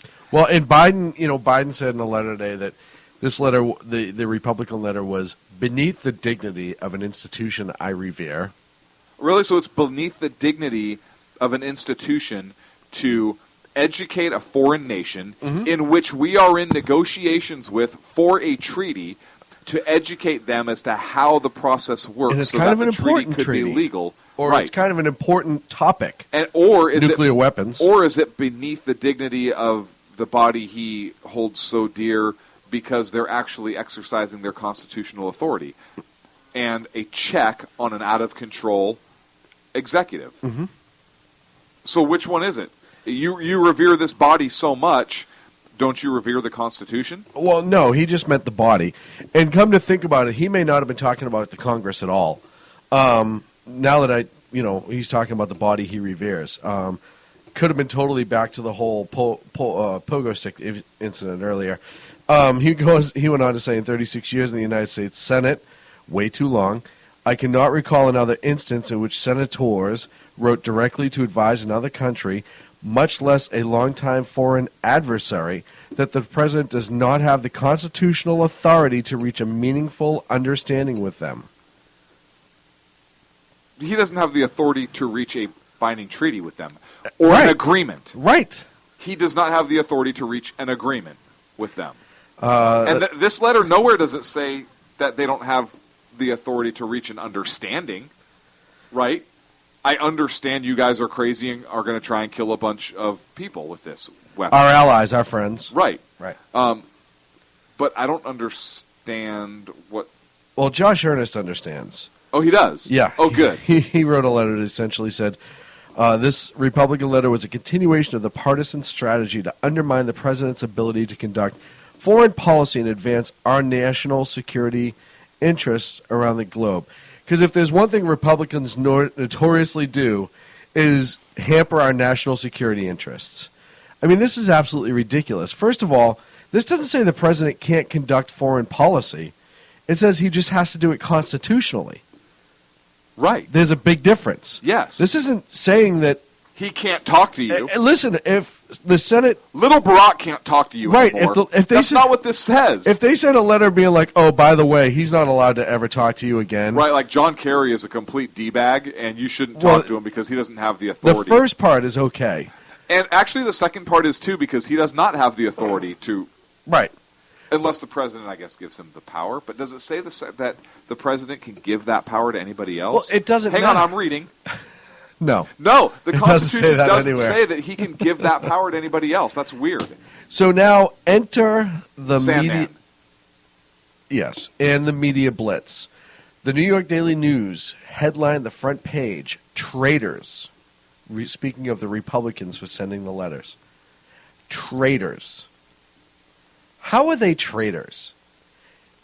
I don't understand how in any way, shape, or form... Listen, agree or disagree, they were within their constitutional right. Congress has the right to reach out to other countries. Authority, yeah. You can't stop them. And listen, this isn't... They're not conducting policy or anything like... All they're doing is informing and educating another nation Yes. of our way of government. And this is an independent body of government. Yes. This is... this has nothing to do with the executive branch. Right. This is another branch of government educating a foreign government about what our lawful way is. And if anybody had taken the time to read this letter, how can this be upsetting to them? What is wrong with education? Educating anybody, American citizens, which we kind of touched on that in the UC section, or foreign citizens, foreign world leaders of our system of government. What is wrong with that? How is it bad to inform people what the law is? And I saw a reaction today where it said, well, the letter is flat out wrong. The president does have the authority. No, he does not. I read to you Article 2, Section 2, verbatim from the United States Constitution. It is clear what the process is. Unless we're going to start arguing what the definition of is like, well, what's a treaty? If we're going to start going down that path... You're already having the Democrats throw out violation of what's called the Logan Act. The Logan Act states, any citizen of the United States, wherever he may be, who, without the authority of the United States, directly or indirectly, commences or carries on any correspondence or intercourse, not that type, Joe, with any foreign government or any officer or agent thereof with intent to influence the measures or conduct But this is not a person. This is the government. No, it says of any officer, any foreign government or any officer or agent thereof. But read the first part. Right, I understand that, but they're talking about them individually. But they sent this on United States Senate letterhead. I understand that. Which makes this an official document as representatives of the United States government. If they sent this on a private letterhead, if they wrote it in crayon, maybe they were acting in the private capacity. If they had finger painted this on the Capitol wall. And I find the Logan Act to be a little interesting anyways, because if I, Sackhead Sean, sent a letter to Iran saying that they're a bunch of douchebags, essentially writing the same thing in order to influence what I believe, I could be held accountable as a private citizen? According to that, yes. And we could debate that on a separate segment, right? But let's look at what the Democrats are accusing these senators of doing. Right. These senators wrote this, and can you read the first part of that act again, please? Absolutely. I think Any it's citizen of the United States, wherever he may be, without authority of the United States. Okay, perfect. Without authority of the United States. These 47 senators were acting as United States senators. They were acting in their official capacity as members of the United States Senate. You are correct, They sir. wrote this open letter on United States Senate official letterhead. As such, they are acting as representatives of the United States government, not as a private citizen without consent or authority from the government. So the Logan Act argument is complete crap. The Logan Act has never been used for prosecution, nor has it been constitutionally reviewed in over 200 years. But there's a couple Democrats who have done kind of the same thing and have never, ever been prosecuted. Senators John Sparkman and George McGovern visited Cuba and met with the government without permission, essentially. Teddy Kennedy, blonde in every pond, sent emissaries to the Soviets to undermine Reagan's foreign policy. House Speaker Jim Wright, back in '84, sent 10 Democrats sent a letter to Daniel Ortega Cevada, the head of the military dictatorship in Nicaragua, praising for taking steps to open political, so on and so forth. So the Democrats, John Kerry, jumped into the pro-Sandestana pool himself in 1985 when he traveled to Nicaragua to negotiate with the regime.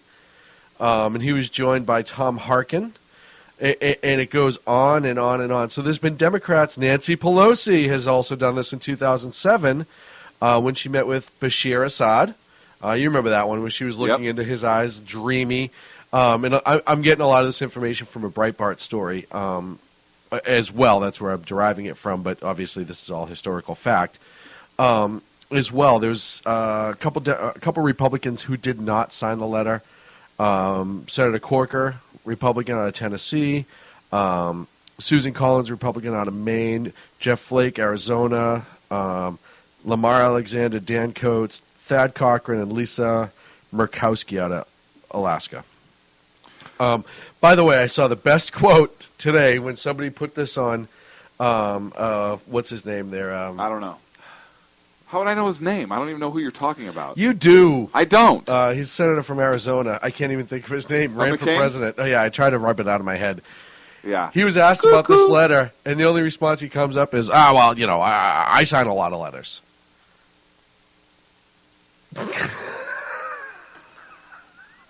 I'm sure he does. What? Like, how about coming out and being like, no, I signed it and I stand by it. I think it's an amazing thing for other countries to be educated about our way. Right. Jackhole. And again, this is almost half of the United States Senate. Right. This is not one or two people going to try and politically undermine. Dave Bashir Assad. Right. This is almost half of the United States Senate that sent this. So I don't have a problem with this. And look, if they're acting in their official capacity as representatives of the government and they represent the United States Senate, I don't think the Logan Law applies. I don't think so either. Now, could it have been better if they drafted this resolution and then sent this as a resolution, as a Senate resolution, to the Iranian leaders? Yes. How about that? Perhaps would have been better, but I don't think they're wrong. What if they had representatives sign on to it with them? So now it's a joint congressional letter. Right. Well, here's the other difference. They're not sending emissaries to At go all. meet with Iran to influence the talks. No, all they're saying the is, president does that with Kerry. Right. All they're saying is, hey, look, we understand you're negotiating this deal.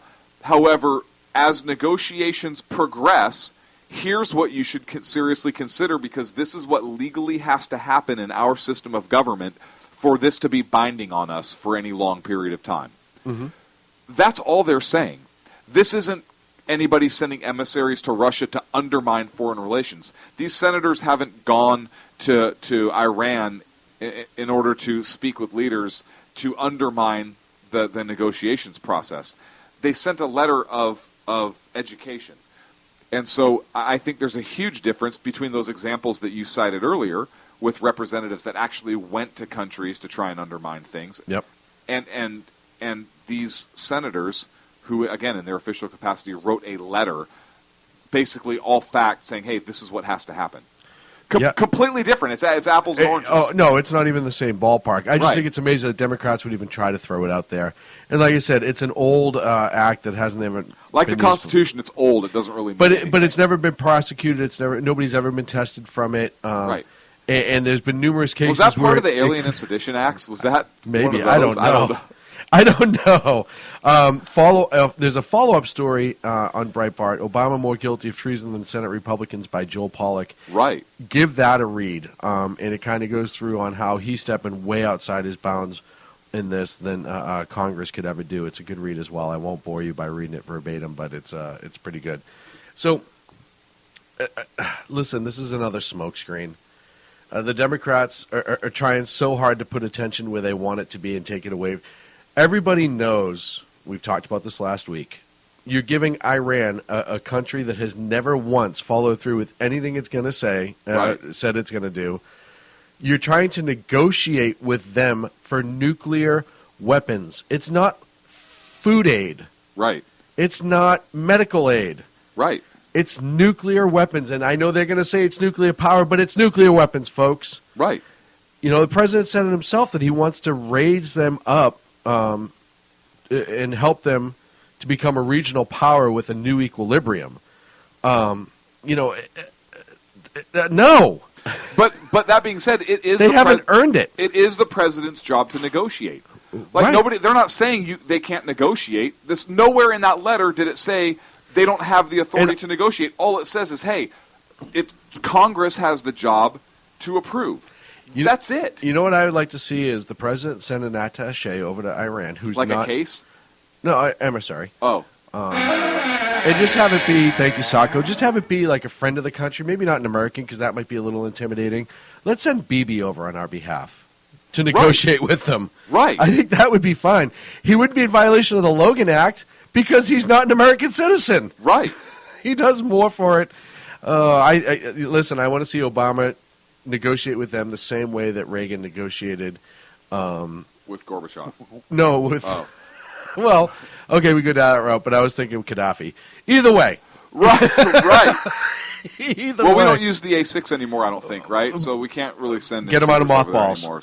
I like it. Have you ever smelled mothballs? Yes. How'd you get their little legs apart? Well, it was really tough. I had to use tweezers. We're up against a break. When we come back, we're going to ask the question about, is the U.S. really with Egypt? And if so... No, next segment. Is Egypt going to pick up the bill? Thank you. Thank you. We have an in-studio audience tonight. Thank you, folks. Thank you. I'll be coming around to give you Joe Biden back rubs. In a world controlled by corrupt politicians, You got a business. You didn't build that. a team of ordinary men emerge from the ashes to give voice to the voiceless and hope to the hopeless. Sackhead Sean, Dude, I'm not saying cow for the stupid pro. Sackhead Clint, All good friends of ours usually show up drunk. also starring Sacco as the producer. I'm a little bit drunk, I'm a little bit drunk, 'cause I'm drinking, drinking, drinking. They are the Sackheads Radio Show. Every Wednesday at 8 p.m. Pacific on shrmedia.com.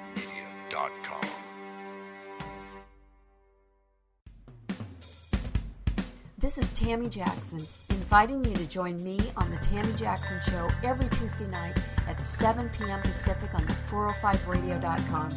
Put down that remote and tune into the show that covers politics, guns and the Second Amendment, religious liberties, sanctity of life, the military, and more.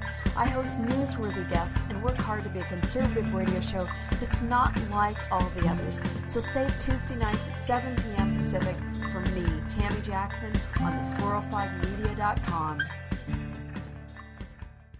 Who listens to the Andrea Kaye Show?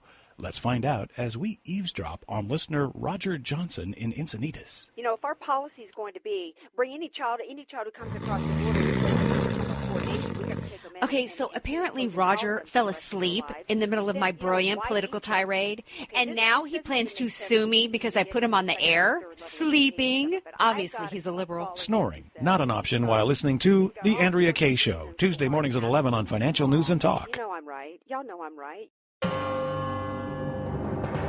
Hello, I'm Matt, a student at Hillsdale College. Here is Hillsdale President Larry Arnn on the continuing relevance of the Constitution. Many argue today that the Constitution is outdated because it addresses problems peculiar to the 18th century. Some parts of the Constitution do read rather quaintly. Consider the injunction against titles of nobility in Article 1, Section 9 of the Constitution. But is that so outdated? The purpose of the injunction is to prevent the government granting special privileges to some for partisan reasons.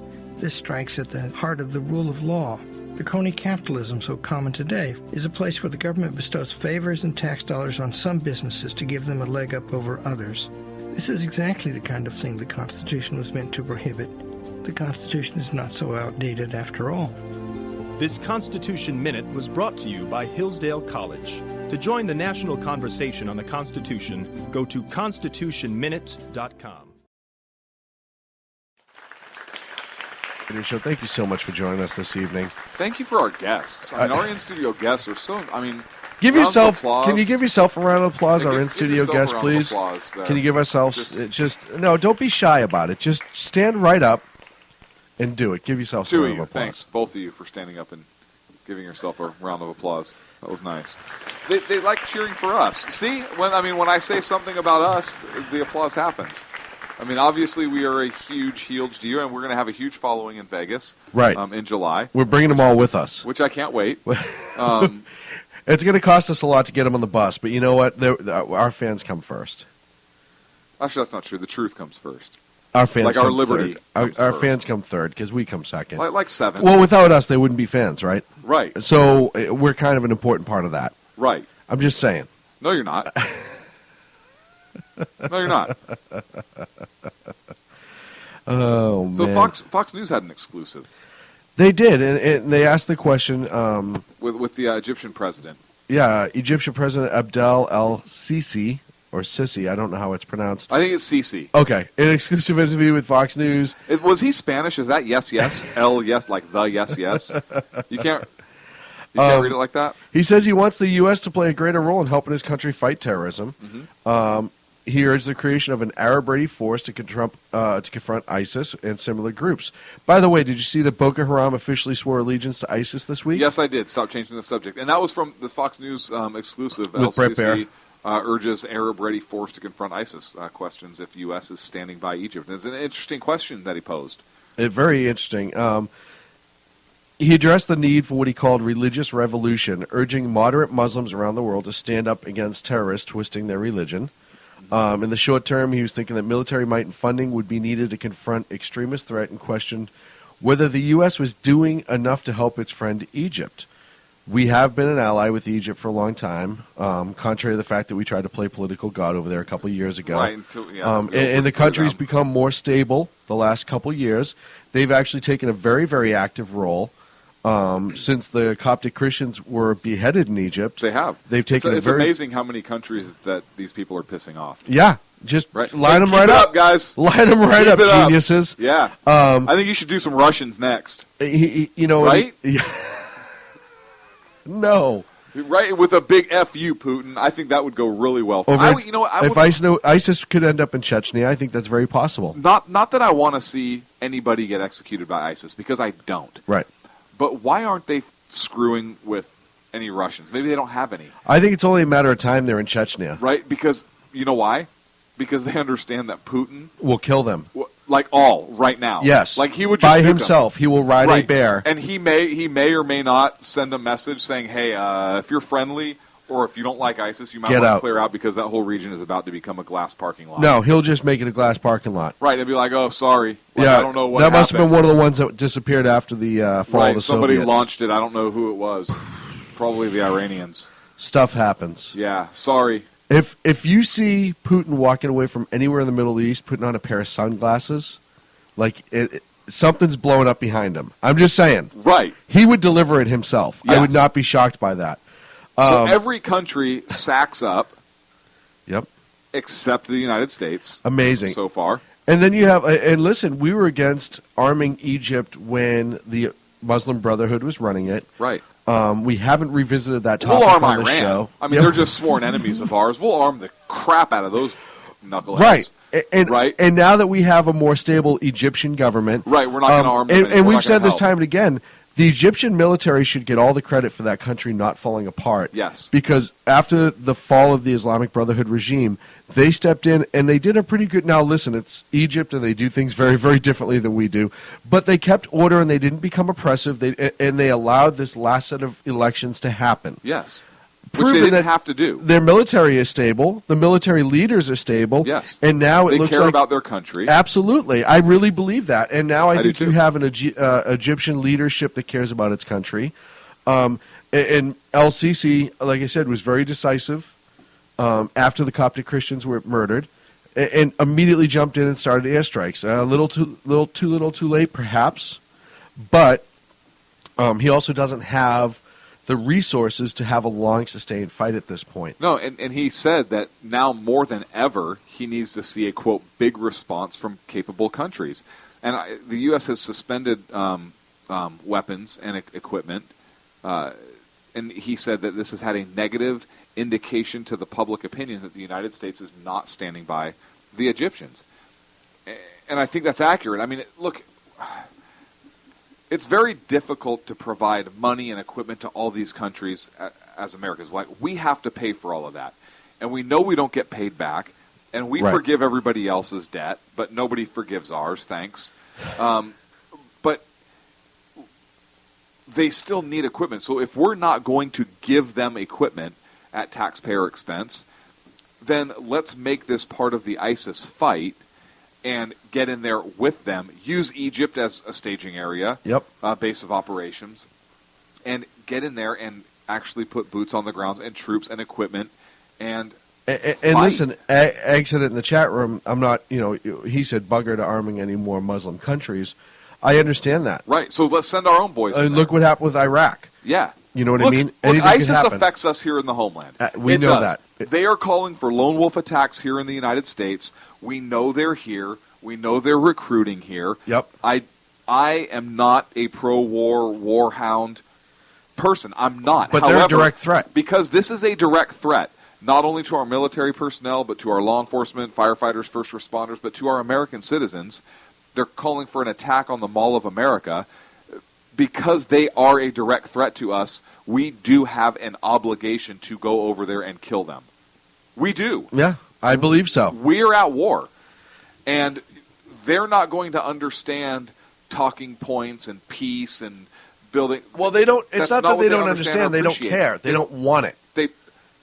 What I mean by they don't understand is they don't respond to that. Right? They won't respond to the, hey, let's talk and hold hands. They respond. Kumbaya. Yeah, right. They respond to force. That's what they understand. They understand violence. And sometimes extreme violence and those capable of carrying out extreme violence on behalf of a righteous cause is needed for righteousness or liberty to prevail. It is. It's sad. I wish that wasn't necessarily the case, but that is the reality of the world we live in. So if we need to, rather than arm another Arab country, we need to send our troops there to protect Americans here at the homeland because we kill them and we eliminate ISIS and completely dismantle them over there, that will absolutely affect their impact and ability to operate over here in our homeland. Mm-hmm. I agree. And listen, you have a choice. You could go to where the fight is, where there are larger numbers of them to be able to do actual damage to their stability and their actual infrastructure, or do nothing, and as investigators say in the chat room, the adults respond with force, the kids not so much. Both force and peace are needed, and I agree with that. Mm-hmm. But if we wait and we play kumbaya and try to talk them out of it and hug it out and, hey, you know what, we get it, you guys just need some jobs and we have jobs over here, what's going to happen is you're going to be now dealing with tiny pockets of them all over the country, much like they're dealing with in Europe right now. They're going to be committing attacks on a regular basis. Even when the response shows up, you're only going to be taking out 3 or 4 out of hundreds, possibly thousands throughout the country or more. So strategically, you want to go to where you can get the largest amount, more bang for your buck, as horrible as that may sound. And we don't mean on Broadway and MLK. Right. Totally different. Totally different. Totally different bang for your buck. Right. Thank you for clarifying that. But you want to go to where you're going to be able to get the higher concentration.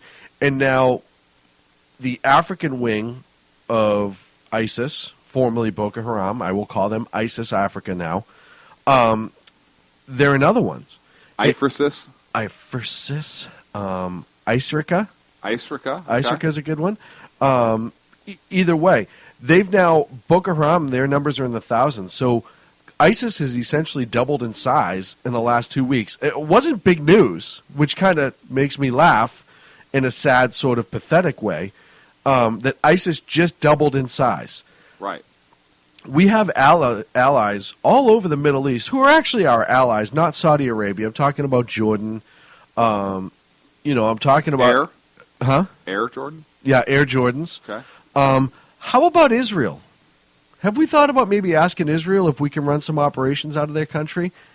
And instead of treating them like second-class citizens and the red-headed stepchild? What can we run out of their country? They're kind of far away. And, And it's safe, and it's secure, and we could run... have help there. Right, and they would actually protect us as much as we're protect them. Right. Things like that. But we've said before, and we'll say it again, we need to take a bigger role in defeating ISIS. It's good to see the last couple of weeks that the Iraqi military starting to step up a little bit more. I do question how much of that is us, with credit being given to the Iraqis for it, now that we have, 4,000 or 5,000 troops on the ground there. And listen, overseers, we will give you advisors. We'll give you more credit, but you have to give with us on this negotiation point. Right. And by the way, just so everyone knows, when we say they're military advisors over there, a large portion of that is special operators that are training them and engaged as well. So don't act like it's advisors. It's like financial advisors trying to teach them how to cook the books. But we do need to take a more active role. When you have Egypt, a young country again, if you will, because they came through that 4 years or so of having the Muslim Brotherhood, or it was less. It was like 2.5. And they lost a lot of freedoms, and things were really, really kind of destroyed to a point. And now they're kind of a young nation again, in the sense that this president's in there. He's trying to do the right thing, whether you agree with him or disagree with him. I think he's trying to do the right thing. In his mind. It's stabilizing. So here's kind of my litmus test. Do we give assistance in the region? Do we put boots on the ground in the region? Do we go after them? And here's the question I ask. Is the terror threat, is the region of influence that they are in, is it expanding or is it collapsing? And I think the region of influence that these terrorists, that ISIS is affecting, it's expanding greatly. So if that's the case, then do we not have an obligation to get involved, again, to protect our citizens here on the homeland? Before it hits our shores. Before it has hit our shows. It has hit our shows. Before it starts coming in spades. What? Yeah, I don't know about how cards have any reference to this right now, or if that was a Boko Haram reference. Either way, I don't understand it. But what you have to do is, why is it that we're not forming alliances with, like Kuwait? We have Saudi Arabia. We have alliances with Kuwait. We just choose not to use it. Jordan. Yeah. United Arab Emirates. Yeah. Who else is over there? We have a large presence and working operation with Bahrain. Huge. That's right over there. And our Coast Guard actually protects Bahrain. That's where all of our military goes for R&R. They have military bases there. Well, if they go there for R&R, why are we going to have jets and everything go into there and bring war to that region? Well, what I'm saying is they're pretty good allies. They're already there. They're already there. So why wouldn't you want them to launch from there? Because now they're all relaxed and ready to go. Right. I mean, seriously, hey guys, I feel great. You pumped up, feel pumped up. Get on the plane, let's blow some crap up. Right. You know what I mean? So it's because I care about them, Clint. That's why. Okay, you don't have to run. I know you care. You don't have to yell at me about this. Kind of crazy right now. So I listen, we know we need to take a more active role with ISIS. We haven't done enough. We allowed it. We as a nation, I know we didn't, but we as a nation have allowed it to get out of control to a point. We should have acted a long time ago. We should have acted a long time ago. And now You have. It's going to be interesting. Right now, and this is what I told people a long time ago, and this is what I was worried about. You have ISIS, then you have Boko Haram swearing allegiance. What if you start having all the crime lords that run Mogadishu and Somalia? I thought you were going to say Salamia. Somalia start swearing allegiances. And then the drug cartels in Mexico start swearing allegiance. Wait. Before it even gets to our shores, let's keep it over there for a little bit. Let's keep it over there for a little bit. We can't. We're not dealing with it effectively. You have the Chechnya is a humongous Muslim region.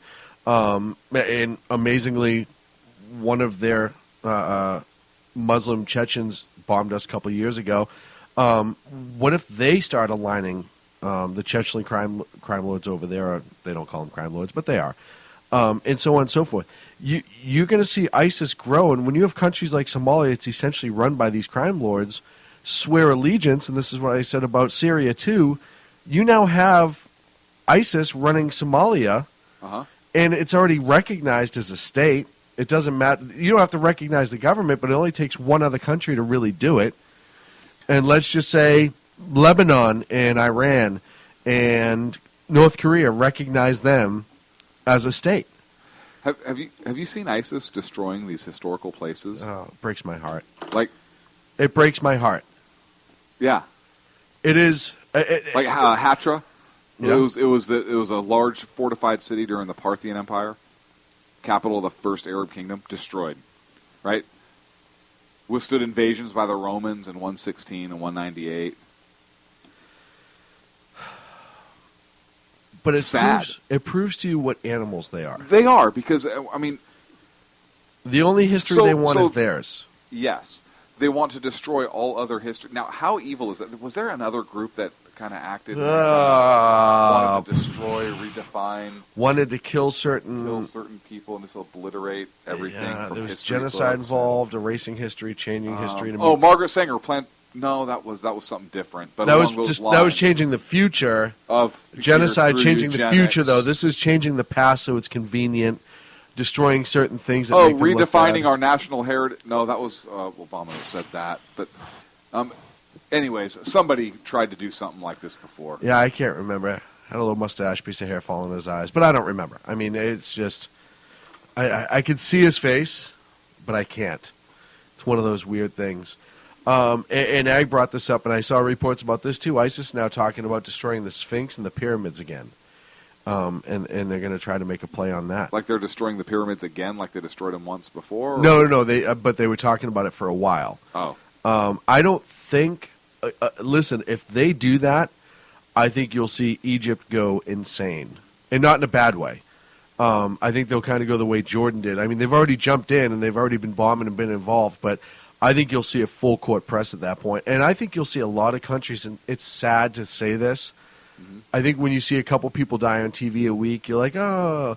When you see something like that, much like our trade centers, the response from people is so much more dramatic because for whatever reason it's envisioned as being a bigger thing. Right. Meanwhile, one human life to me is more important than any of the fixtures. But the symbolism behind it, is it more important than world history? No. Okay. We talked last week, real briefly, about Defense Secretary Ash Carter, where he really wasn't backing Obama's timeline. He was great. Independent What was that? 98 Degrees. Yes. Well, now he's actually saying, well, that 3-year thing that Obama was talking about, yeah, that's like we're totally good on that. Oh, so he got spanked. No. He's just backing off his position from last week. So Valerie Jarrett showed up at his office with a phone book and a club. Right, or a paddle for and a meeting. Some assless chaps. No. It was a phone book and a club. Okay. Nothing with her is fun. I'm guessing. I don't know. We don't know. It was a sawed-off baseball bat and a phone book, so it wouldn't leave marks. It was an axe handle with duct tape. Right, so it wouldn't leave marks, and Right. they had a conversation. Right, about his in which she beat on him position. repeatedly to change his position, and it worked. Yeah, it's worked. I like to see that old government technique sometimes still come through. Mm-hmm. It's hard to change policies with some people. So we actually gave him props a little bit last week, and now We have he's to kind take of him a away. D-bag. Yeah, we got to take it away. Yeah, we were saying something to the effect of, "Oh, look, the new kid's actually standing up to the Where boss." have our principled leaders gone? Oh, that's a good question. I don't I don't know. That's a good question. Other news is North Korea still angry. Nothing specifically to talk about. They're just still angry. I just thought I'd bring that up. Lil Kim is all pissy because South Korea. Little Kim. I don't know why I love that nickname that we gave him. He's still all pissy because we're having our war games. Such a little. I want to see like him in like a little princess outfit, a little tiara, right? Little Kim, just like eating a cupcake. You know what, Lil Kim, if you're listening, and I think you can get us in North Korea. If you're listening, I really, if you ever get a chance to speak at the UN, if you could just do me a favor and open with the words, hello. I have a question for Little Kim. Yes. And I don't mean this to be mean because I really kind of want to understand. This is an honest question. It's a medical term. But Little Kim, are you retarded?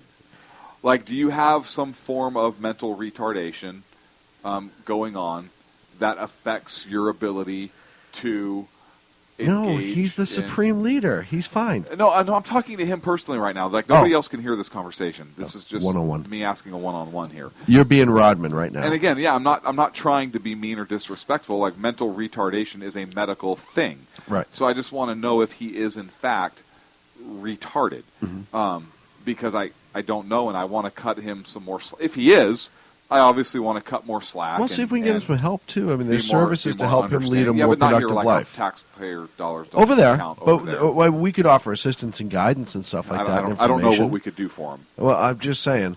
But I just want to know so I don't up a have to keep hotline. talking to him or referring to him in like negative terms, if that's the case. Well, no, I'd feel bad then. Yeah, I don't want to make fun of somebody but that has that. Seeing how he that was like disability. born in the feet of eagles while flying off of a mountain over there, and at the age of 3 he could fly a jet plane by himself. I think he's fine. Yeah, but if that was the case, like, was Putin like on a horse with his shirt off and a bow and arrow, Riding and a he bear. shot, right? And he shot this golden eagle or whatever down, and he dropped him on his head. No, they're I don't friends. know if that's they're what friends. No, that wouldn't happen. Okay. That wouldn't. You could actually argue that Is Putin his father? Putin was riding the eagle. Is Putin his father? No.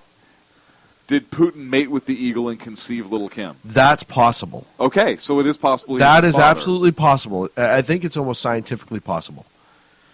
I'd have to do a little bit of research. Just a little bit. Like I'll we will I'll research Google that it and and see get what back comes to that. up. Don't Google it because they're anti-gun. We'll Bing it. We'll Bing it. Oh man, not much else has happened this week. Still waiting. Right. Still waiting. I think we have more Benghazi hearings coming up this week, so I'm looking forward to that. And really, I think you're really going to see Hillary come apart here in the next 2 weeks. I think it's going to be her undoing, cankles and all. I just made everybody in the studio sick. Yeah. Yeah, you did. Hey, before I forget, make sure you get a chance. Go to Pundit Press and look for the Unpleasant Blind Guys podcast. This one's 15 minutes. If you haven't checked out Ag, make sure you check it out. He always has that and his conservative bites. Those two are unbelievably well-informed and fun. One of the most fun thing I saw for Valentine's this year was Ag's conservative bite. It was pretty awesome. So make sure you check him out as well. And leave some comments and tell him the Sack Kids sent him, and then hopefully he has the big screen and he can see it that night. I just for his sake, you know what I mean? Right. I don't want him to not be able to see it. Let's see. Closing comments for the night. Ken in the chat room says, "Kiss the cankles." Egg is calling her. Or can you pickle the cankles and like suck on them with some like hot sauce? Egg is calling her Kankenstein. Kankenstein, That's nice. horribly awesome. I don't know. I don't know. Does Ken eat pickled cankles? I don't know. Ken, do you? We'll have to ask. Yeah. Kankenstein, that might be my favorite. That's a pretty good one. Listen, folks, that's it. We had a good show. It went by quick. It went by fast. Sako, thank you for joining us for half the show this week. That's pretty awesome. I next week we'll schedule around you. You let us know, and we'll just turn the mics on whenever you get here. We're sorry to. Yeah, sounds good. No, I just I don't want to put you out and everything. Check Sacco out in a little YouTube show called The Ruins, as he stars in the first two first two web. What do they call it? Webisode. Webisode. Webisode. Is it a webisode? And make sure you comment and share it with all your friends. We're going to make him a superstar. He does, and correct me if I'm wrong, Sacco, you do play Sasquatch in that, right? I do play Sasquatch. Okay, cool. So and that's the lead. It's a talking role, so that's kind of cool. Make sure you check out Sackhead Clint on Twitter at Sackhead Clint. I'm going to say something one of these days. You're going to get around to it. Okay. And don't worry you know what? Check me out Monday at 9 a.m. Pacific, 12 on the East Coast, here on SHR Media. I'm also going to be doing a live broadcast on the radio out there as well, out of Philadelphia, Monday through Friday. No big deal. No big deal. So if you get a chance, make sure you check that out. Check out all the great shows here on SHR Media. We thank them so much. Tomorrow, Jason Miller, Corey Evan, they have Michelle Bachman on the Evan Miller Report, 5 p.m. Pacific, 8 in the East, followed immediately by the exceptional one, Ken McClinton, who you have to listen every single night, or seriously, the bad guys win. If you don't listen to Ken, you don't love America. I just said it. I said You just said it. Yeah, that's pretty much what it comes down to. So make sure you check it out tomorrow night. Sir, thank you for an awesome show. No, thank you. It was really a blast, and I love it every single week. Sacco, can you, if you're not too busy, I'm sorry, but can you play us out tonight? If you're not too busy? Give me a second. Hold on. No. Hey, guys, give him applause. Give him applause. No? No. You have the button. You have the button. It's not playing. Let me see if you can play us out. There it is. Nothing but the best here on the Sackheads Radio Show on the SHR Media Network. To give you the best in conservative talk with Sackhead Sean and Sackhead Clint. And we're working on the immigration papers for a certain other guy who happens to work here too. For those who are tuning in around the world to the best late night conservative talk, Sackheads Radio. Sack News. Sack News. Radio. Sack News. Sack News.